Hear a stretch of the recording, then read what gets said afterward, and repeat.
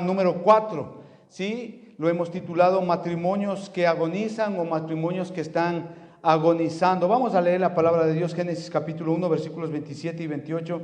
Y creó Dios al hombre a su imagen, a imagen de Dios lo creó, varón y hembra los creó, y los bendijo Dios, y les dijo: fructificad, multiplicad, llenad la tierra, sojuzgadla, y señoread en los peces del mar, en las aves de los cielos, y en todas las bestias que se mueven sobre la tierra. Esto es impresionante porque a lo largo de este texto pues hemos estado estudiando toda esta serie de sermones que realmente nos han servido bastante, nos han ayudado bastante, yo creo, a tener un punto de vista especial ya de lo que es nuestro hogar, nuestra familia, ¿no? Y en base a eso pues hemos visto esos temas de las 3 semanas pasadas y hoy estamos hablando acerca de esto. Bueno, la palabra de Dios dice así. Dice así: creó Dios. Hemos entendido eso, que Dios en su amor, en su misericordia, Él estableció el hogar, instituyó el hogar. Dentro de lo que Él establece el hogar, dentro de lo que Él instituye el hogar, tenemos la forma, el modelo y el propósito por el cual Dios estableció el hogar.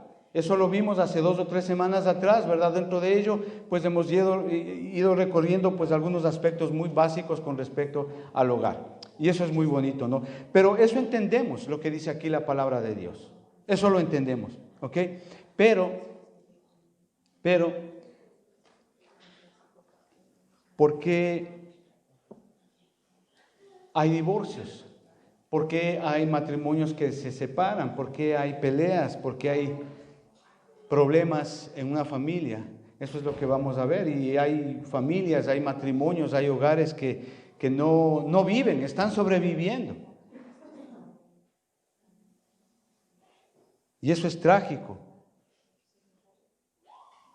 Es trágico ver cuando una familia, cuando una pareja se divorcia, por lo que implica a cada parte que tiene ese hogar, es decir, al esposo, a la esposa.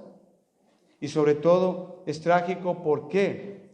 Porque los hijos son los que sufren las consecuencias de todo.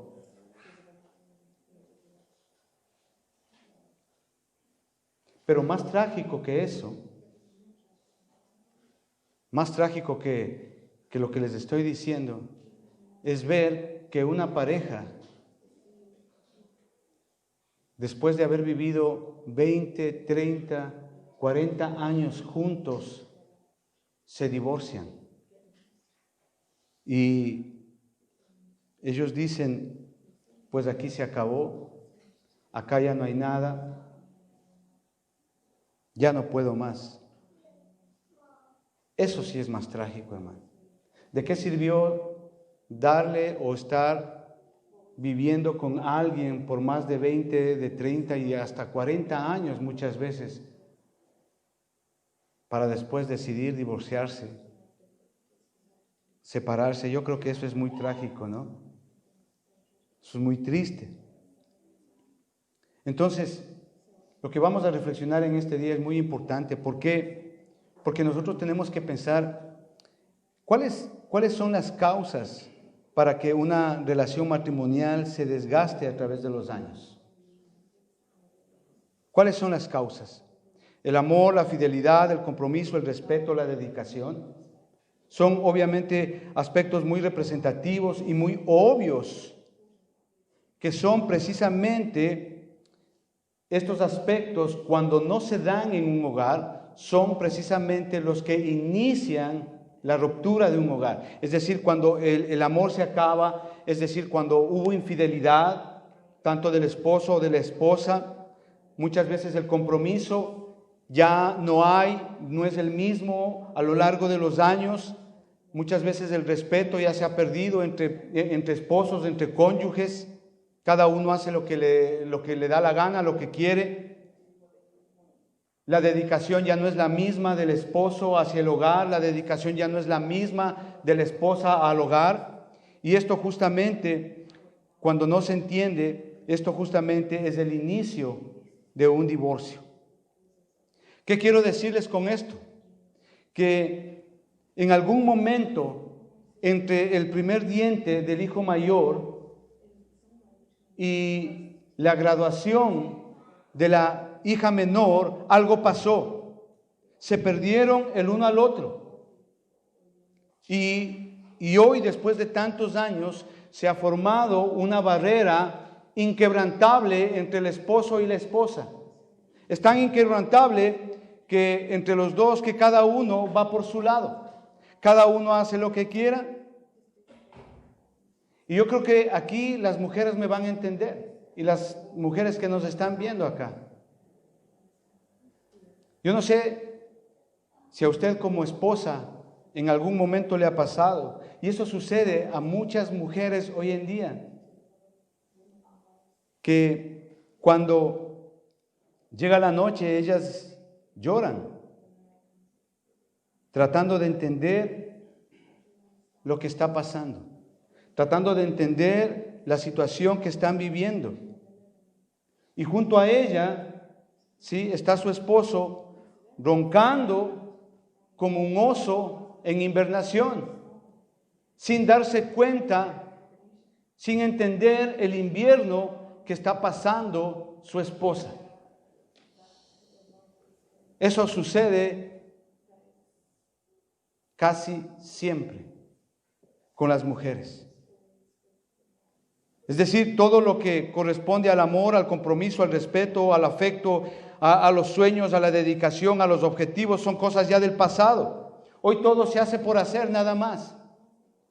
Se hace porque les toca, se hace porque no queda más, se hacen las cosas en un hogar porque tal vez tenemos que fingir o tienen que fingir ante los hijos. Tienen que fingir ante la familia, incluso tienen que fingir ante la iglesia. Y eso sucede a hogares cristianos y a hogares no cristianos. Y eso es pan de todos los días. Y a veces, como patadas de ahogado, a ellas les toca hacer muchas cosas.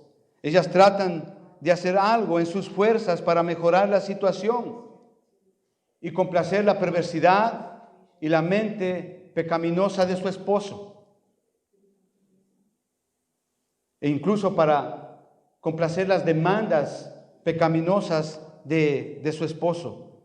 Y acuden a lo que el mundo ofrece. Es decir, las cirugías plásticas, las liposucciones, las terapias de autoestima, yoga, todo ese tipo de cosas. En cambio, ellos se refugian en el trabajo, en el cansancio, en el estrés, y cada uno poniendo sus excusas mutuamente. Y la indiferencia ahora, como les digo, es pan ya de todos los días. Y eso sucede en muchísimos hogares hoy día. Eso sucede, hermanos. ¿Qué quiero decirles acá para reflexionar, amados hermanos? ¿Cuándo el amor muere? Déjeme decirle que el amor no muere cuando usted pelea con su esposo. No muere en ese momento el amor, en el momento de la discusión, de la pelea, ni mucho menos cuando los cuerpos pierden su calor. El amor muere cansado, agotado, sin vida, porque no hay nadie quien lo alimente.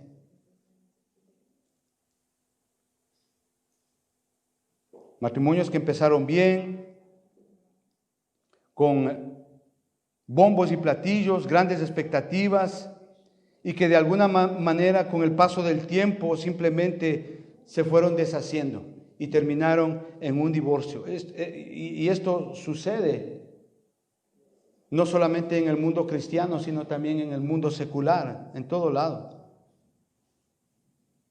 Y es muy triste porque a lo largo de estos 20 años de ministerio con mi esposa, hemos visto hogares que Dios les ha dado la oportunidad para restaurarse, pero sin embargo no lo han hecho. Estoy hablando de la dureza de corazón que hay a causa del daño, del dolor, de la infidelidad, de la traición. Y eso es muy triste. Y bien dicho por el Señor Jesucristo, por la dureza del corazón. ¿Qué quiero decirles con esto? Miren, usted puede comprarse una casa, la más cara del mundo, pero un hogar, una familia usted no puede comprar. Porque un hogar, una familia es invaluable.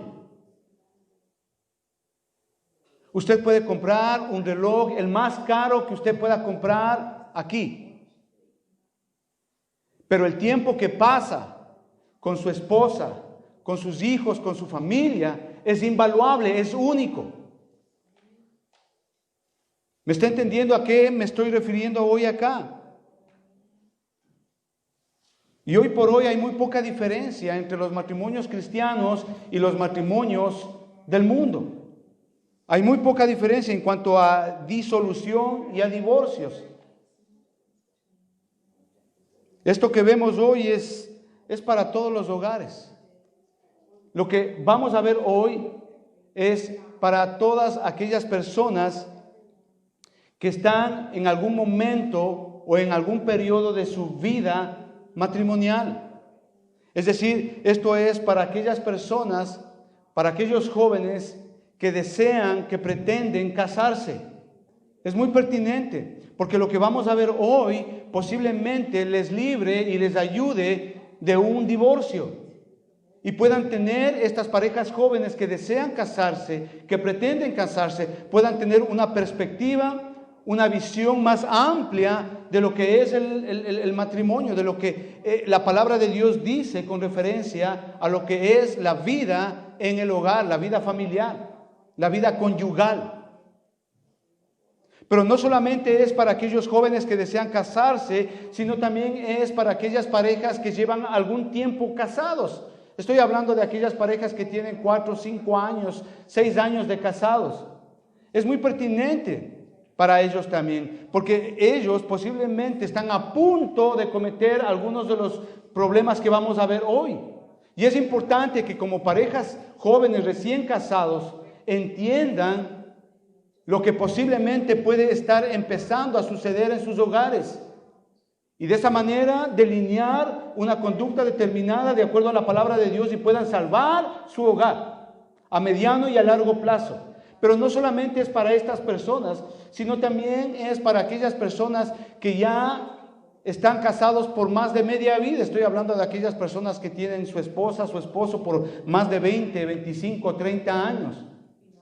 Y posiblemente están ya entrando en una etapa así, que tienen problemas y no saben cómo solucionar. Y llega un momento en que le regresan a ver a la esposa y dicen, oh Dios mío, ¿será que le amo? ¿Será que le quiero? Y eso pasa muchísimo con mucha gente, después de 20, 25, 30 años de haberse casado. O sea, es muy pertinente para estas personas también. Y hoy veremos 3, 4 puntos, dependiendo del tiempo, amados hermanos. 3 o 4 puntos, 3 o 4 aspectos que hoy no se toman en cuenta, no se les da el valor que tienen dentro de las iglesias. Entonces, como creyentes, como cristianos, nosotros debemos de entender lo que dice la palabra de Dios. Sin embargo, hoy no se le da el valor a estos aspectos que vamos a ver hoy día. Y yo creo que como creyentes, como familias cristianas, nosotros somos los primeros en dar buen ejemplo. Entonces, estos valores, estos aspectos que nosotros vamos a ver, yo le pido que por favor tome atención. El primer punto es cómo elijo a mi cónyuge, cómo elijo a mi pareja. Es decir, ¿en base a qué? ¿En base a qué yo elijo a mi pareja?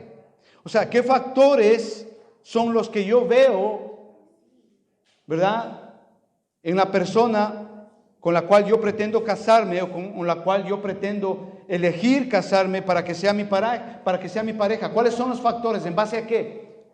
La belleza, la salud, el dinero, las emociones, los sentimientos, la edad.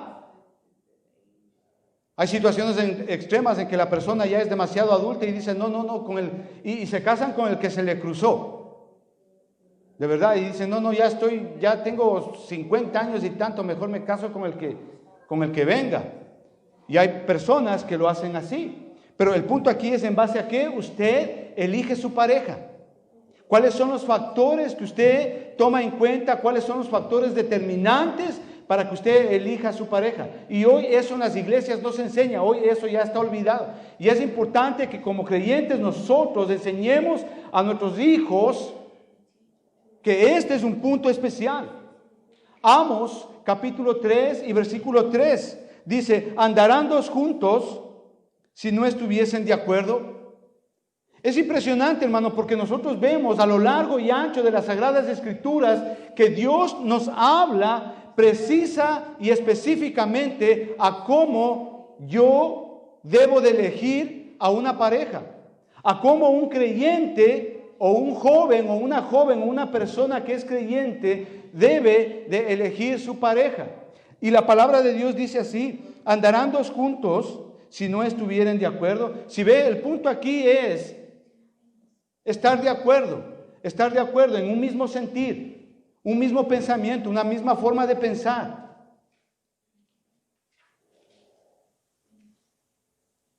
Ese es el punto bíblico aquí.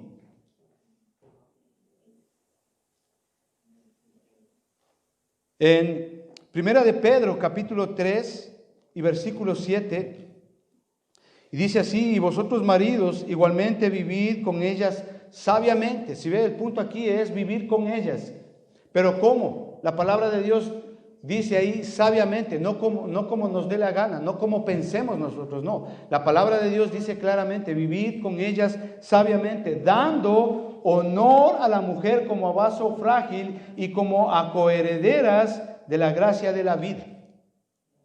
Eso es lo que dice ahí. Es decir, la palabra de Dios es clara y específica en este asunto, de cuáles son los factores, de cuáles son los aspectos que yo debo de tomar en cuenta al momento de elegir con quién me voy a casar.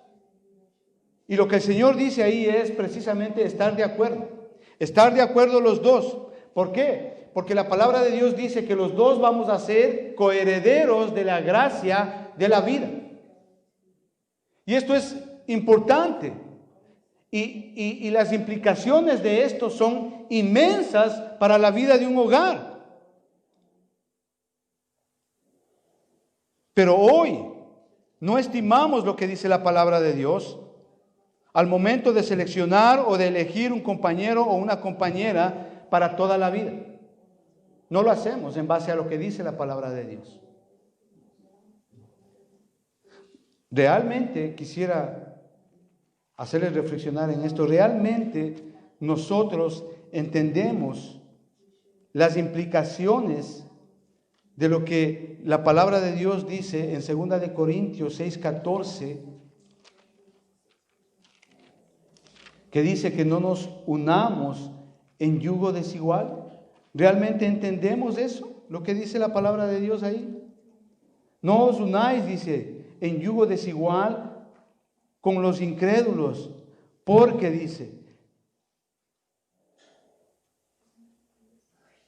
¿qué compañerismo tiene la justicia con la injusticia? ¿Y qué comunión la luz con las tinieblas? Eso es lo que dice ahí la palabra de Dios.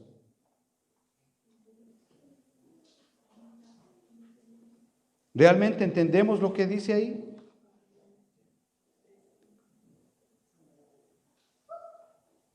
¿Realmente entendemos las implicaciones de lo que significa no unirse en yugo desigual? Todos los jóvenes que están hoy aquí presentes, es muy importante que ustedes entiendan este punto bíblico. Los que están en ese proceso de elegir o seleccionar su compañero o compañera para toda la vida. Y déjeme decir una cosa: la mayoría de los divorcios empiezan mucho antes de comenzar la vida matrimonial, porque justamente no entienden este punto. ¿Por qué yo les digo esto? Porque usted tiene que entender a lo que se refiere aquí la palabra de Dios. Es que el hombre esencialmente es un hombre religioso.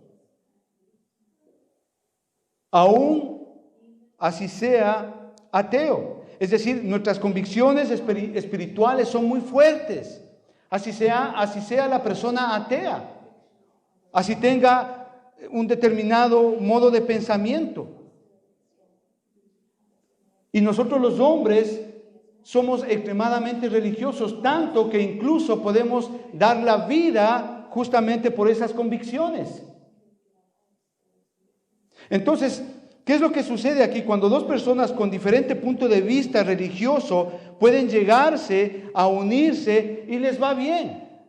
De verdad, les va bien. Les va bien. Y resulta bien por un tiempo. Cada uno con su convicción religiosa, cada uno con su modo de pensamiento, les va bien por un tiempo.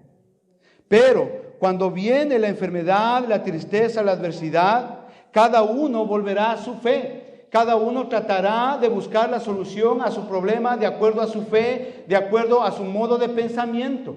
Y eso precisamente es lo que produce, ¿sí?, un distanciamiento o una distanciación de las relaciones personales en un hogar. Porque cada uno va a procurar hacer lo que dice su pensamiento religioso, su manera de pensar. Y esto es muy serio. ¿Por qué? Porque justamente cada creencia, cada pensamiento religioso, cada manera de pensar va a jalar para su lado.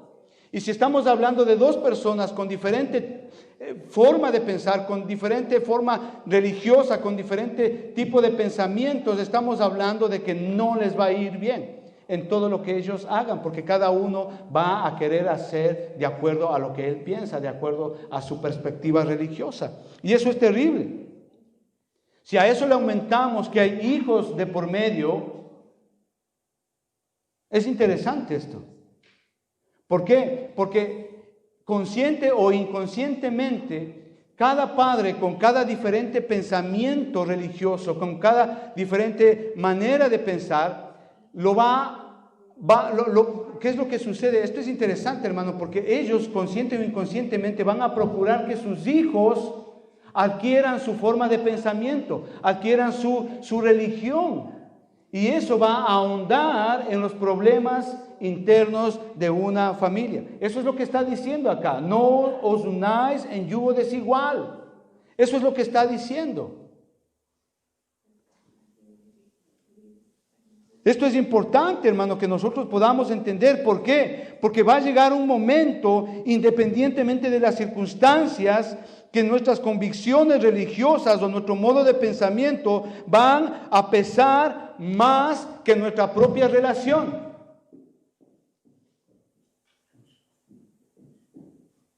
Lo que va a producir un distanciamiento y por ende va a haber un divorcio.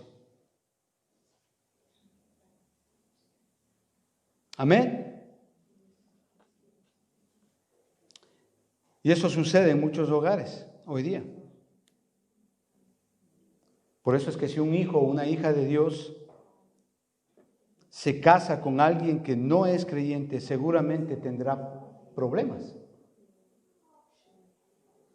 No es sino ver el Antiguo Testamento ahí en la vida del rey Salomón.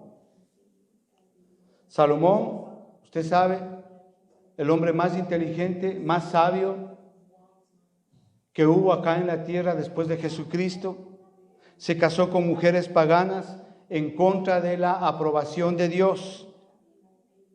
Hizo lo que quiso, hizo lo que le dio la gana, y debido a eso, él no pudo morar en la casa de David. Porque un hogar, una familia es santo. Y una persona obviamente que se ha casado con una persona pagana no puede entrar en un lugar santo. Y eso es lo interesante acá. El corazón de Salomón se alejó de Dios por la influencia de las esposas paganas. De hecho, la mayor parte de la vida del rey Salomón, él pasó fuera de Dios, lejos de Dios. Si no seleccionamos para casarnos una persona que tenga los mismos intereses espirituales comunes, todo será una lucha desde el principio. todo, absolutamente todo. Desde el mismo comienzo. Y yo sé, todos quieren casarse en una iglesia, ¿verdad? Todos quieren casarse en una iglesia, bonito, el vestido blanco, la fiesta. Pero antes de llegar a eso, sería bueno preguntarnos si es que estas dos personas que pretenden casarse tienen los dos los mismos intereses espirituales en cuanto a las cosas santas de Dios. Es decir, tienen la misma fe, aman al mismo Señor Jesucristo, aman la misma palabra de Dios. Y aquí yo quisiera hacer una salvedad, porque lo que hemos visto con mi esposa durante muchos años es que por lo general, la mujer es la que siempre tiene el interés espiritual por conocer de Dios, por mejorar el hogar. Y el hombre nada más le sigue la corriente porque dice, ok, si voy pues en contra de ella, pues obviamente no vale y de pronto nos peleamos y al final no nos casamos. Entonces el hombre es inteligente y sigue la corriente de lo que la mujer está buscando, la ayuda espiritual y buscando las cosas de Dios, con tal de casarse con la persona que él piensa de la cual está enamorado. Y cuando se casan, sucede un efecto importante, hermano, aquí. Y eso lo hemos visto siempre con mi esposa.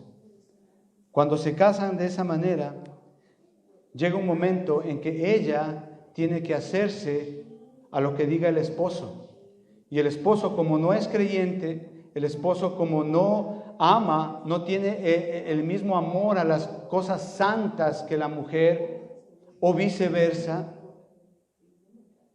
Entonces lo que sucede es que ambos comienzan a alejarse de Dios. Y al final terminan lejos de Dios, lejos de la iglesia. No se reúnen, dejan la Biblia, dejan de orar. Y eso es terrible. Y con tristeza tengo que decir, a lo largo de estos años yo he visto muchas parejas así. La mujer entendió que tiene que casarse, ama las cosas espirituales, ama las cosas de Dios, se reúne, viene a la iglesia y el esposo no viene a la iglesia. Y ella por temor de quedarse sola, por temor, muchas veces ya es el segundo matrimonio, por temor de divorciarse otra vez, ella accede a la vida del esposo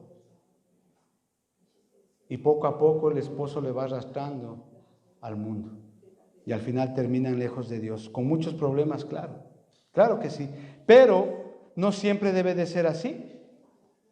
Y gloria a Dios por eso. En 1 Corintios capítulo 7 hay un texto muy bonito con referencia a esto. 1 Corintios capítulo 7, podemos leer desde el versículo 10, pero los textos que yo quiero enfocarme es el versículo 13. Dice así, mire, y si una mujer tiene marido que no sea creyente y él consiente en vivir con ella, no lo abandone, dice, porque el marido incrédulo es santificado en la mujer y la mujer incrédula en el marido, pues de otra manera vuestros hijos serán inmundos, mientras que ahora son santos.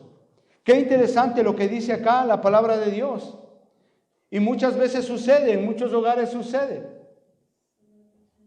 Pero esto no quiere decir que se acaban los problemas, no, al contrario, esto es un llamado a la mujer creyente que se casa con un hombre incrédulo a que dedique toda su vida a la consagración y a la santidad personal. ¿Para qué? Para que por medio de la conducta de ella, su esposo pueda conocer a Jesucristo. Eso es lo que dice este versículo. Claramente, si una mujer tiene un marido que no sea creyente y él consiente en vivir con ella, dice, no lo abandone, porque el marido incrédulo es santificado en la mujer. Esto quiere decir que las implicaciones de una mujer que se casa con un hombre incrédulo son tremendamente serias. O viceversa, si un hombre se casa un hombre creyente se casa con una mujer incrédula, las implicaciones de esto son tremendas. ¿Por qué? Porque el Señor demanda aquí de la mujer creyente o del hombre creyente que busque la consagración y la santificación de su hogar y de su vida, para que a través de ese testimonio el hombre o la mujer incrédula respectivamente conozcan a Jesucristo. Eso es lo que dice acá. Y eso, créame, no sucede en una semana. Eso no sucede en un año. Eso no sucede en 2, 3, 5 años. Eso le puede llevar a esa mujer o a ese hombre toda una vida. Y cuando no entiende este punto, esa mujer creyente, con respecto a su marido incrédulo, no entiende esto, que es una vida de consagración y santidad, entonces ella va a llegar un momento en que se va a frustrar y va a decir, no, aquí me separo. ¿Me entiende? El asunto es nosotros saber elegir con quién me caso. La compañera o el compañero que yo voy a elegir es para toda la vida.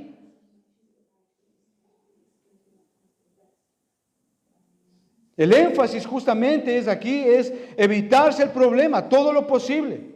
Saber elegir. Saber seleccionar, hermano, de acuerdo a lo que la palabra de Dios dice. Jóvenes que están escuchando aquí, por Dios, les animo a que entiendan este principio bíblico. Sepan elegir. Esto obviamente nos lleva al segundo punto. Sabe que no hay matrimonio perfecto. No lo hay. No hay hogar perfecto. No hay matrimonio perfecto. Las estadísticas obviamente de divorcios aumentan cada vez más. Artículos, libros de cómo mejorar el hogar, mejorar tu matrimonio, nos inundan. Cómo mejorar tu comunión, cómo expresarte mejor, cómo expresar mejor tus emociones, cómo mejorar tu intimidad, cómo criar y educar a tus hijos. Hoy hay infinidad de documentos, libros que hablan acerca de eso. Y a pesar de todo esto, el matrimonio hoy está en problemas. Déjeme decir una cosa, que tanto la sociedad y la iglesia tienen una idea y una concepción defectuosas de lo que es el matrimonio, de lo que es el hogar hoy día. Yo quiero aquí hacer un énfasis porque todo matrimonio va a enfrentar conflictos o malos entendimientos, tiempos difíciles, sueños destrozados, egos lastimados. Es lo que dice el Señor Jesucristo, Juan capítulo 16 y versículo 33, en la vida tendrás aflicciones. A eso se está refiriendo. No hay hogar perfecto. Y mucha gente piensa que al casarse van a suplir todas sus necesidades. Eso no es cierto.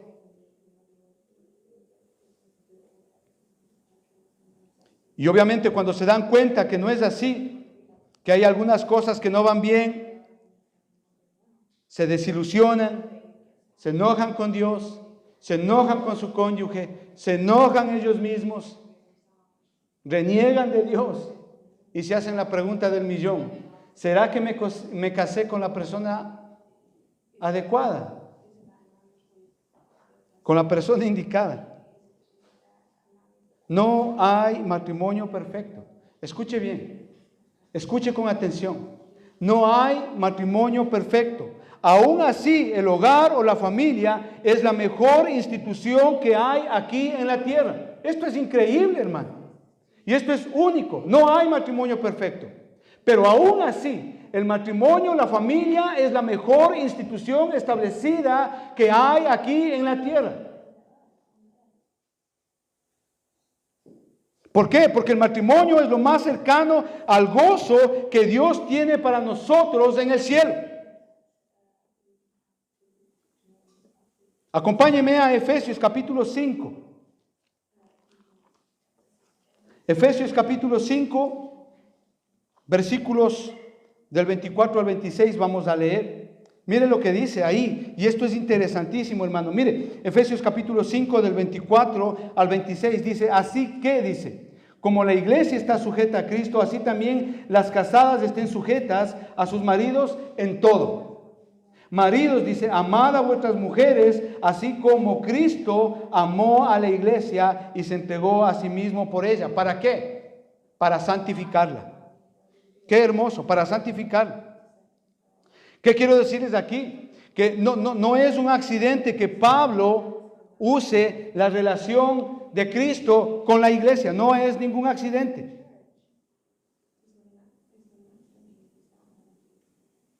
Ese amor sacrificial de Jesucristo por su esposa, por la iglesia. El matrimonio es increíble, hermano.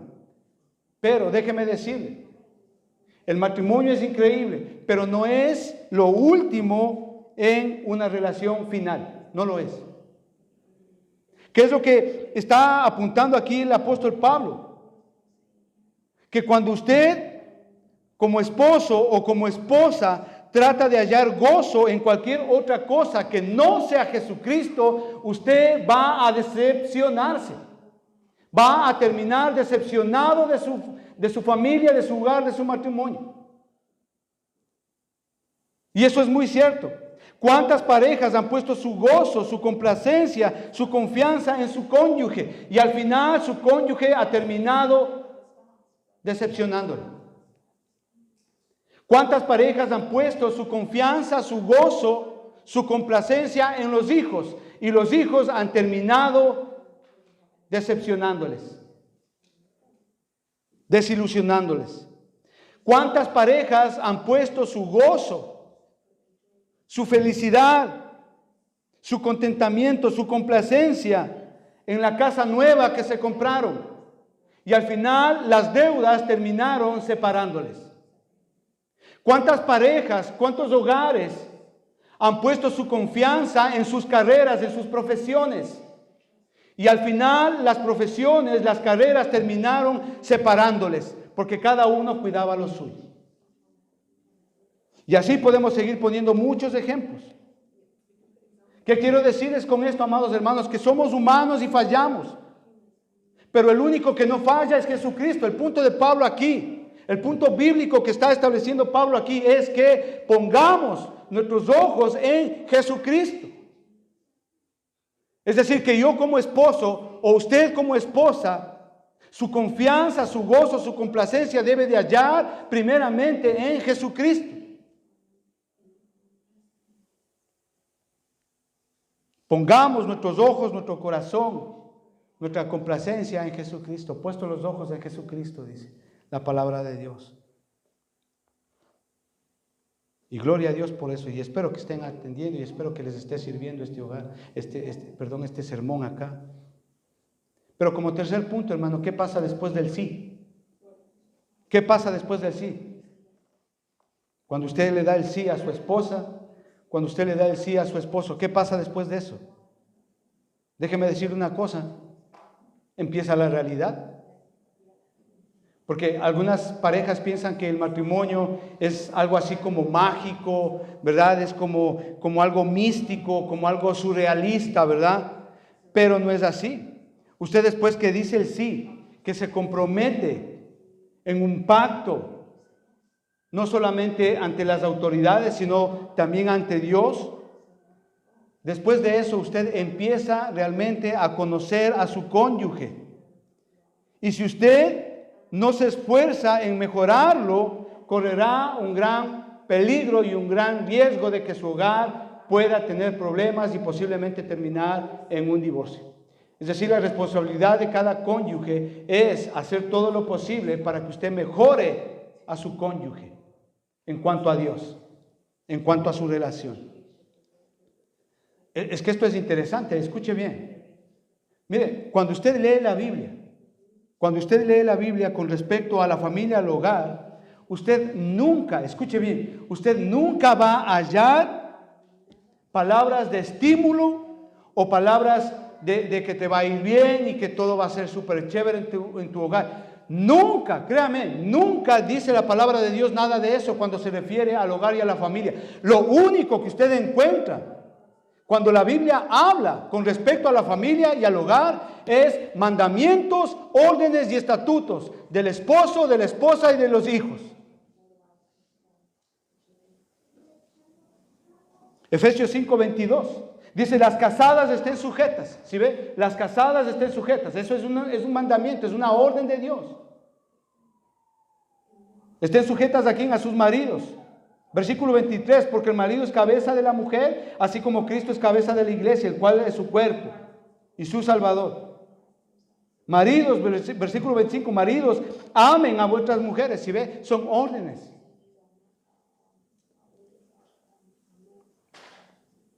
Y eso precisamente es lo que el Señor nos manda hacer. Efesios 5:22, Colosenses 3:18, Primera de Pedro, capítulo 3, versículos 1, 2 y 7. Habla de lo mismo, órdenes. Esposos, estemos sujetos a Jesucristo. Nuestra esposa se sujeta a nosotros. Si ves, son órdenes. Hijos, honren a su padre y a su madre. Son órdenes. Son estatutos. Son claros y específicos. Y cuando yo oigo que dicen que ya no nos queremos, que ya no hay nada aquí, que ahí quedó todo. Cuando yo oigo esas palabras de personas cristianas y vienen y dicen, no, es que ya no le quiero, ya no hay nada, ya ahí quedó todo. Y yo hago una retrospectiva con lo que dice la palabra de Dios. Yo entiendo entonces que esas personas ya no quieren obedecer a Dios.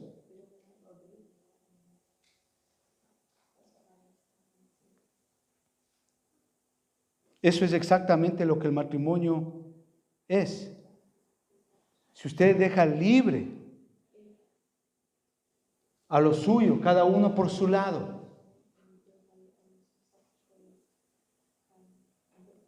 el hogar obviamente va a destruirse. Hermanos, el matrimonio no se mejora por sí solo. Se mejora con Jesucristo en medio y cada uno obedeciendo lo que a cada uno le corresponde obedecer. Eso es lo que dice aquí Dios hablando a través del apóstol Pablo. Pero la cultura, la sociedad, las tendencias, las modas, los estilos de vida, las filosofías, los países, la idiosincrasia, no son lo mismo que la palabra de Dios. ¿Por qué? Porque en la palabra de Dios me enseña a cómo yo debo de amar a mi esposa. La palabra de Dios me enseña a cómo yo debo de serle fiel a mi esposa, a mi hogar y a mis hijos. La palabra de Dios me enseña a cómo yo debo de llegar a tener una intimidad con mi esposa. Me da los parámetros claros y precisos de cómo debe de ser. La palabra de Dios me enseña a cómo yo debo de respetar a mi esposa. La palabra de Dios me enseña a cómo yo debo de llevar mi hogar en cuanto a las finanzas. Me enseña la palabra de Dios. Lo triste aquí, hermano, es que los medios de comunicación han distorsionado la idea de cómo debe de ser un hogar por medio de ejemplos de familias y de personas del mundo. Y la gente quiere imitar esos ejemplos. Y se ha distorsionado lo que es el concepto de lo que es la familia y el hogar. Romanos capítulo 12, versículo 1 y 2, ¿qué dice? Que nosotros debemos. Romanos 12, versículo 1 y 2, dice que debemos de presentar nuestros cuerpos, dice, en sacrificio vivo, aceptable y agradable a Dios. Y luego dice, ¿por qué? Dice, da la explicación, ¿por qué debe de ser eso? Dice, porque no debemos de conformarnos a este siglo, sino nuestra mente tiene que ser transformada para que comprobemos cuál es la voluntad de Dios, que es agradable y perfecta. Es decir, hay una gran responsabilidad de cada hogar, de no ser afectados por las tendencias, los modos de pensamiento, las modas, las filosofías, de que el mundo pone como ejemplos de que deben de ser un hogar. No es así. El Señor nos habla muy claro con respecto a eso. Y de hecho, yo quisiera decirles un aspecto importante acá, que las dos causas fundamentales para que haya un divorcio, para que haya una separación, que Satanás utiliza, son dos muy sencillas.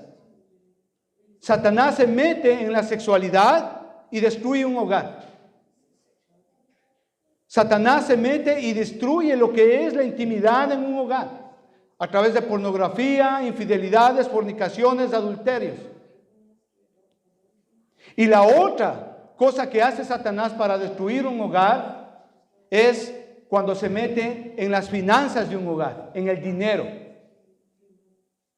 Y esas son las dos cosas, los dos aspectos por los cuales el 99.99% de los hogares se destruyen. Cuando Satanás afecta la intimidad y las finanzas. Pero bueno, eso es un asunto de otra serie de mensajes, que si Dios permite lo daré el próximo año. Esto nos lleva al cuarto punto. Por eso es que nosotros vemos que hay hogares que están agonizando hoy día. En esta semana tuve la desgracia, por decirlo así, de conocer un testimonio muy triste. Porque una mujer que es cristiana, su padre cayó enfermo. Está muy enfermo de la cabeza, le dio el COVID. Esta persona ya no responde, mentalmente está enfermo. Y yo calculo que este señor está casado siquiera unos 25 o 30 años con esta mujer y la mujer ya no quiere saber nada de él. Ya no quiere saber nada de él. ¿Qué pasó ahí? Cuando se supone que nosotros decimos el sí, estamos haciendo un pacto para toda la vida. Parece que nos olvidamos en la enfermedad y en la alegría. Parece que nos olvidamos de ese tipo de palabras muy fácilmente. Y esta mujer puede poner los argumentos que usted quiera, que no son válidos. Y hoy esta mujer no quiere saber nada ya de su esposo, por la sencilla razón de que está en una cama, enfermo, sin poder reconocer a nadie. Qué triste. Yo creo que debemos de alimentar nuestro hogar. Debemos de saber alimentarlo a nuestro hogar. Jamás vamos a edificar un hogar fuerte a menos que entendamos lo que es la importancia del elogio y la afirmación personal.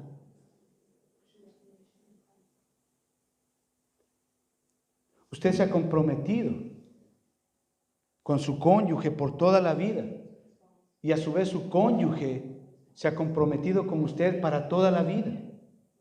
En ese sentido, usted le conoce a él, usted le conoce a ella, cuándo son los problemas, cuándo hay situaciones difíciles, cuándo las cosas van bien y cuándo las cosas van mal. Entonces, esto es una gran oportunidad para que mi cónyuge se dé cuenta de lo que me interesa a mí con respecto a ella, de lo importante que es para mí, mi cónyuge. Por eso, obviamente, yo utilizo palabras de aliento, palabras de afirmación, expresiones de exhortación, ánimo, consolación, amor, ternura, afecto, y no lo contrario. Mandé a la iglesia a leer Cantar de los Cantares.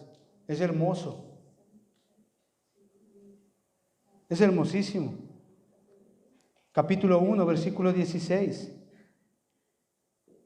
He aquí, dice, tú eres hermoso, amado mío y dulce. ¿Quién puede decir, quién de las esposas que están aquí o que nos están viendo puede decirle eso a su esposo hoy, en este momento? Es muy difícil. ¿Sabe por qué? Porque primero queremos recibir para dar. Y eso es lo que enseña el mundo. He aquí, dice, tú eres hermoso, amado mío y dulce. Nuestro lecho es de flores. Está haciendo referencia al tipo de intimidad que tiene una pareja, que no es nada pervertido.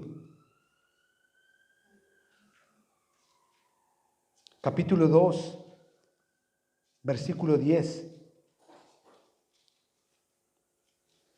Mi amado habló y me dijo, levántate, oh amiga mía, hermosa mía, y ven. ¿Quién de los esposos que están aquí pueden decir eso de su amada? Dice ahí claramente, levántate, oh amiga mía, hermosa mía. Yo quisiera retarles a los esposos que nos están viendo acá, que digan esas palabras de afecto, de afirmación a su esposa. Esa es la manera de alimentar una familia, esa es la manera de alimentar un hogar. Por favor, los jóvenes, escuchen esto. Esto no tiene nada de ridículo, esto es celestial, viene de Dios. Y si usted se digna en leer todo el capítulo 4, igual.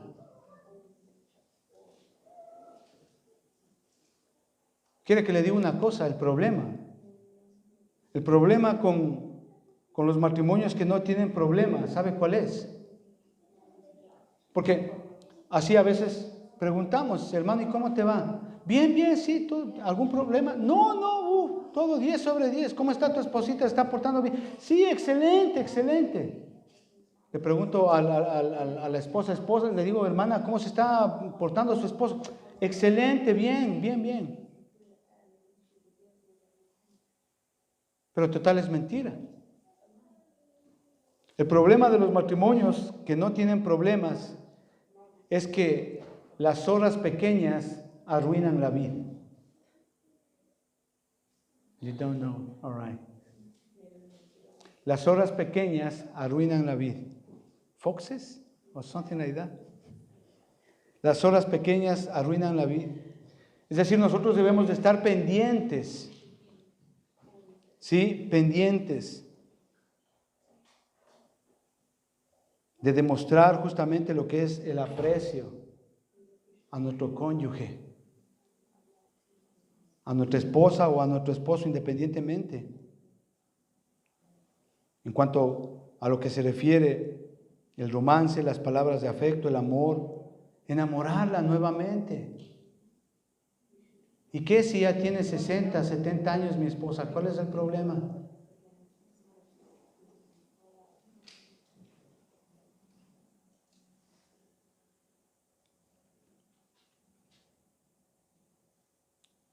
Ellas necesitan oír que les amamos. Escuche, esposo. Ellas necesitan oír que les amamos, que nosotros estamos interesados por ellas. Nuestras esposas de ninguna manera son un sanitario sexual. Escuche, esposos, por favor. Ellas necesitan alimentarse de las palabras que usted les diga.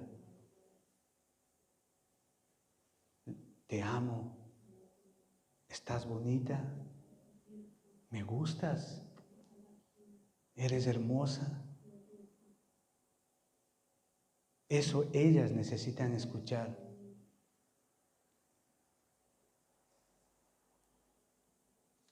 Y nosotros,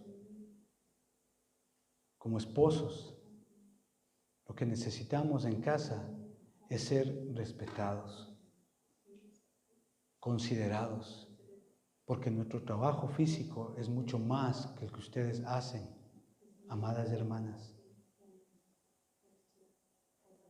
Eso nos satisface a nosotros como esposos. Pero la mayoría de las veces son las cosas pequeñas las que destruyen un matrimonio.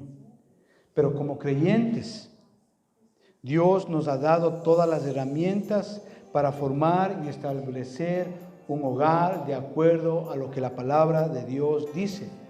¿Qué quiero decirles acá? Que en la medida en que conozcamos a Cristo, en esa misma medida, nuestro hogar va a crecer y se va a fortalecer. Amén. Padre, te damos gracias, Señor, por este día. Gracias por tu palabra, Señor. Gracias, Señor, porque tu palabra es viva y eficaz. Señor, lloramos, Señor, por todos los hogares que nos están escuchando, que nos ven. Oramos, Señor, para que tú bendigas cada hogar, Señor. Padre, que sea tu palabra edificando, restaurando, trayendo sanidad a cada hogar, Señor. Oramos, Señor, para que tú nos ayudes, nos capacites a ser ese esposo que tú quieres que seamos delante de ti. Oramos, Señor, para que las mujeres sean esas esposas que edifican los hogares de acuerdo a tu santa palabra, Señor. Señor, bendecimos a los hijos que tú nos has dado. Te agradecemos por ellos. Señor, y oramos por la salvación y la restauración de cada familia. En el nombre de Cristo Jesús. Amén. Gracias, hermanos. Que Diosito les bendiga.